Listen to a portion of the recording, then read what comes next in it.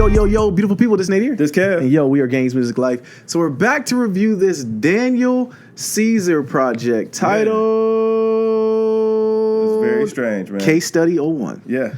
Oh, boy. All right, where do I start? Oh, man, I'm kind of scared for him now. No. You don't need to be scared. Daniel Caesar. Okay, first off, let me start off the fact the boy can sing. He has a beautiful voice. First of all, he knows that you called him ugly, Kev. I never called him ugly. That was all you, sir. That was all you. I did not comment on Daniel Caesar's look.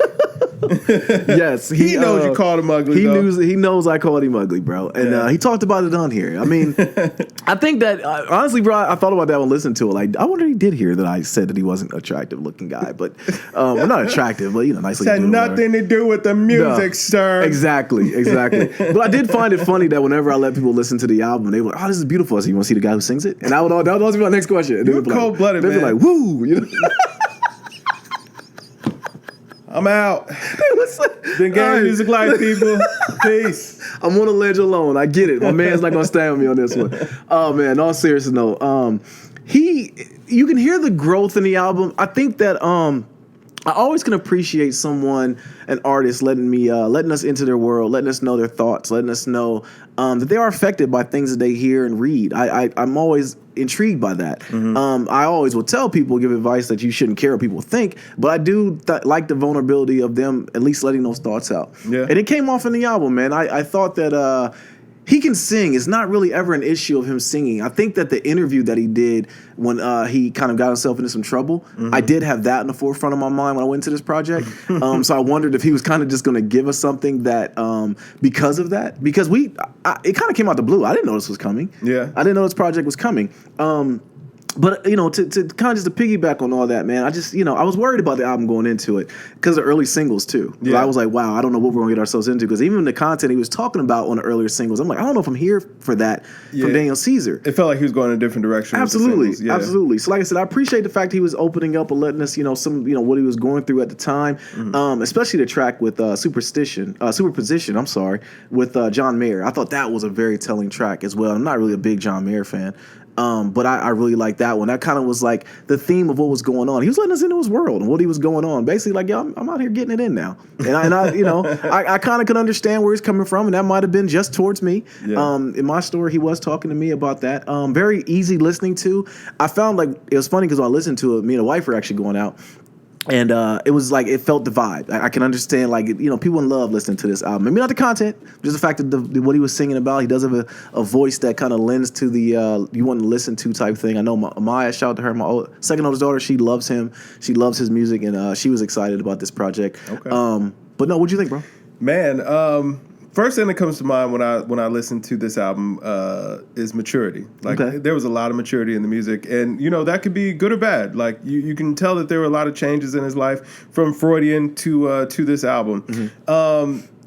I always kind of wondered what direction Daniel Caesar would go because it was like Freudian had more of a classic R&B kind of sound to it, maybe even a little bit of a soul, and there were definitely gospel influences in the music in Freudian. Mm-hmm. But it would seem like it was a very polished project, a very focused project.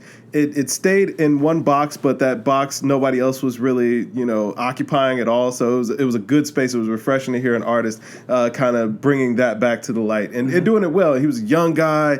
It was unheard of. So anytime that you have an artist that kind of breaks through like that, singing in a style that is one that we're familiar with, but maybe it's being revisited by this artist, it's hard to kind of tell where they're going to go from there. Okay. And then, like we said, his singles seemed like he was just going completely left to center, a lot more cursing, a little more ratchet, you know what I'm saying? These wasn't love songs no more that he was singing.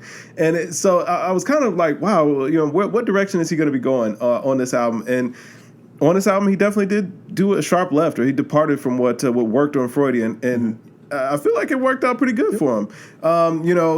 He took a lot of chances on here, man. Said, kind of tried out different styles of music on here. There sounded like there was a little bit of like Caribbean influence on there. Sounded like we were getting a little bit of patois on there. There was some rapping on here. I don't think it was him rapping, but even his he had that kind of rap sing-songy flow going at parts on here, man. Yeah.